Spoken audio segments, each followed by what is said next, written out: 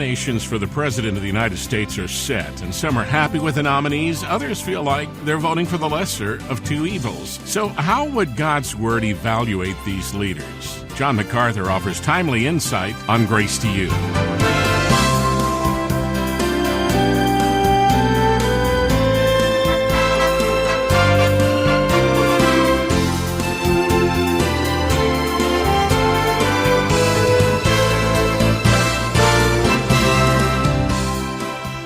Welcome to this special edition of Grace to You. We're interrupting our regular schedule to bring you the second part of a study that John began last week. It's titled, Who is God's Candidate? John has already looked at what God requires of government leaders and how a nation can experience God's blessing. Today, he's shifting the focus to show you the types of character traits that you should look for in a leader, the qualities that are worthy of your support and your vote. Now, we'd like to get a copy of this lesson along with the first message from last week in your hands free of charge. If you requested the CD last week, there's no need to do it again, but if you missed last week and you want a free copy of both parts, Who is God's Candidate? Visit online at gty.org, or in the United States, call 1-800-55-GRACE. I'll have more contact information after the message. Right now, here's John Macarthur to continue his look at who is God's candidate. Does the Bible require anything of rulers, or is it just a theocratic issue? If you're a ruler in the kingdom of Israel, God has requirements, but beyond that, He doesn't care what rulers are like. Is it just that God cares what pastors are like and elders in the church and leaders in the church and really doesn't care about other leaders? The truth of the matter is, God has requirements for all rulers, all those who have authority over people. The separation of God and true religion from government is a disaster, because now you have led people to believe that the law written in their heart is not binding, and you now confuse the conscience, which is the personal restraint. And you define behavior that is acceptable in ways that are inconsistent with God. You literally free up people to live in open violation to the law of God, which is a kind of inevitable spiritual, if not physical, suicide. Government should never separate itself from God, from the true God and the true law of the true God. The chaos of the nations, the chaos of our country, the chaos of any country, the chaos of the world is always related to a rejection of God and God's revealed law. All godlessness, all irreligion, all immorality leads to the destruction of a society.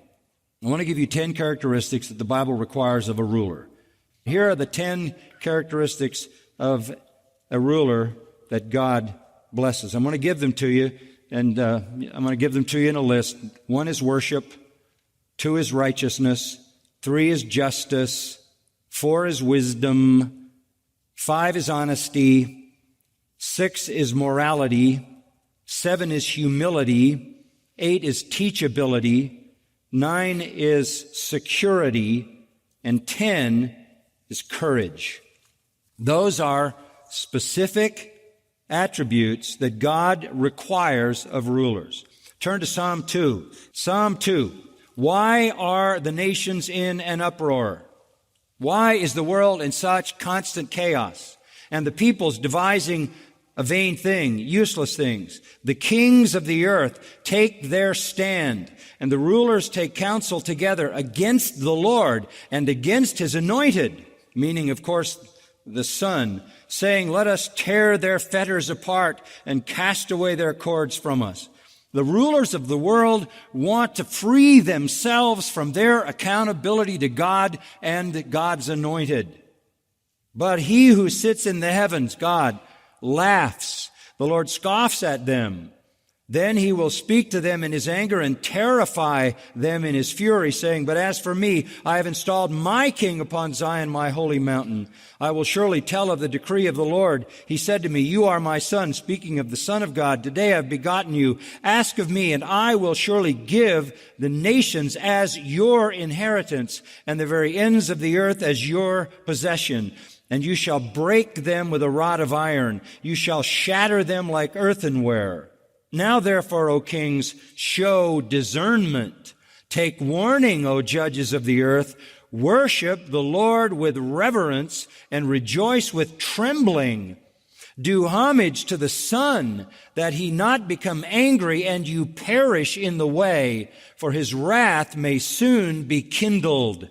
How blessed are all who take refuge in him. Any ruler, any king, any person in authority who shakes his fist in the face of the true God, who rejects God and rejects God's law in any way, will find himself under the terrifying judgment of God. The executioner here is the Son of God himself, who will crush all such rulers who refuse to worship the true God and take himself the nations as his own inheritance. Nebuchadnezzar, the pagan king, who says, speaking concerning God, after he had learned a really terrifying lesson, being turned, as it were, into an animal, he said, I blessed the Most High and praised and honored him who lives forever, for his dominion is an everlasting dominion. His kingdom endures from generation to generation. All the inhabitants of the earth are accounted as nothing, but he does according to his will in the host of heaven and among the inhabitants of earth, and no one can ward off his hand or say to him, what have you done? At that time my reason returned to me, and my majesty and splendor were restored to me for the glory of my kingdom, and my counselors and my nobles began seeking me out. So I was reestablished in my sovereignty, and surpassing greatness was added to me. Now I, Nebuchadnezzar, praise, exalt, and honor the King of heaven, for all his works are true and his ways just, and he's able to humble those who walk in pride. That's what every leader on the planet ought to be saying. Every leader ought to give the testimony of Nebuchadnezzar. That ought to be in the lips of the President of the United States, the governor of every state, the mayor of every city, and every judge who sits on any bench. And that means worshiping the true God, and that means worshiping the true God in spirit and in truth. God requires that of every ruler. Secondly, God requires righteousness of every ruler. Righteousness, that he adhere to the law of God. Listen to the last words of David, 2 Samuel 23.